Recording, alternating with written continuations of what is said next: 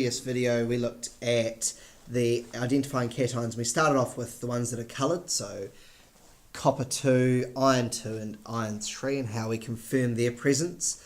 We've also found that we've done the one for silver where we added 2 to 3 drops of sodium hydroxide and got a muddy brown precipitate.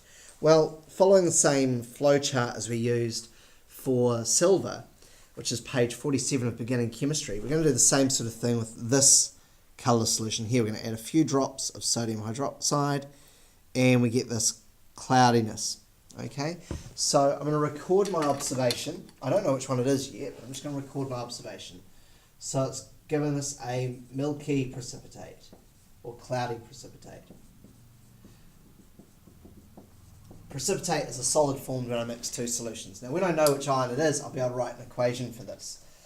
The next step that it says in my instructions is to add excess sodium hydroxide. So that means add some more to it, and let's see what happens here.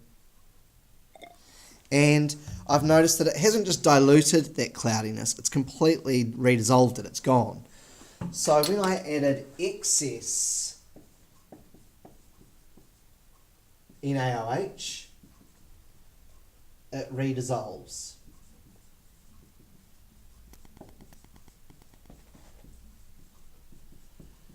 Now if I have a look on my flowchart, then that tells me that the only possibilities, the possibilities now are still quite a few. I've got lead, aluminium or zinc, and it says to take a new sample.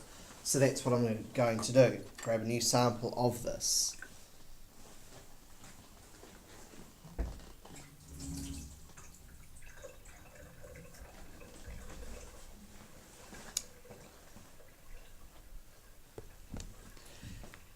And the next step that it's asking me to do is to add some potassium iodide, and this will tell me if it's lead or not. Potassium iodide makes a wonderful yellow colour if this is a lead salt. So let's see.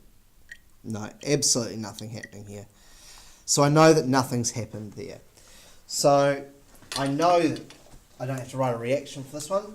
So add potassium iodide, no change.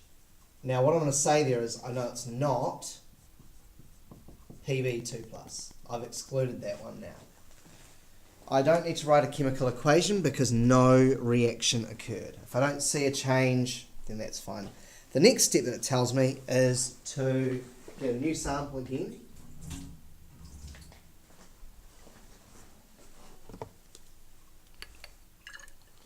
And it asks me to add a few drops of ammonia.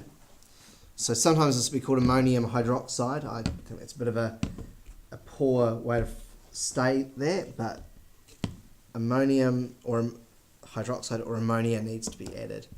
I'm just going to look here because I've only got the concentrator, which is no good. There we go. Dilute stuff. And this has got hydroxide ions in it, so I'd expect it to go cloudy as well. Although it hasn't actually, which is strange.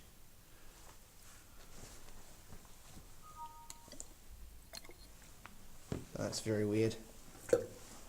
Try that again.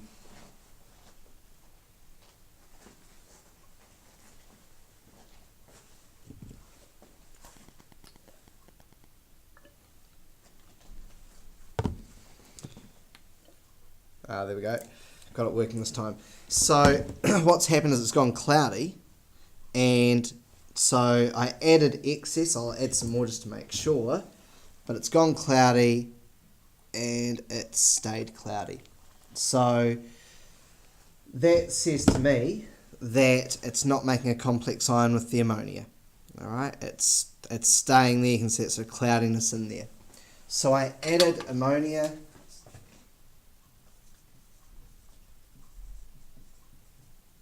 Then excess, and we got a white precipitate.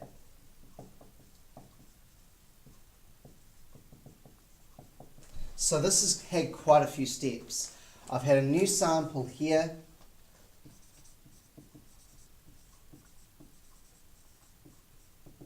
And a new sample here, so that's worth me stating. And now if I look at this one with the precipitate staying means that it must be aluminium. So that means that my ion in this one was Al3+, which means I can start writing some equations up here. So the precipitate formed up here is due to this precipitation reaction. You'll notice I've ignored the sodium ions because they're spectators. Aluminium and 3 hydroxide makes AlOH3. Now this redissolving means it's made a complex ion. And this is sort of the stuff that shows we have a really good understanding of chemistry. So it means that this stuff here, aluminium oxide, has reacted with another hydroxide, so that's the excess hydroxide, to make AlOH4, and this has a negative charge. 3 positives for the aluminium, and then 1, 2, 3, 4 negatives for the OHs. And you'll see that this is balanced for charge and for the atoms. Then no change, so no reaction required. Down here, by the way, the ammonia is a base. So it's actually not reacting with ammonia molecules, it's reacting with the hydroxide ions in ammonia. So I found that I actually had to add quite a lot of ammonia for this precipitate to even show up. You'll find that with aluminium. You actually need to add quite a lot of ammonia for this reaction to occur. But this is actually just the same reaction as here. So you just write the same one down here.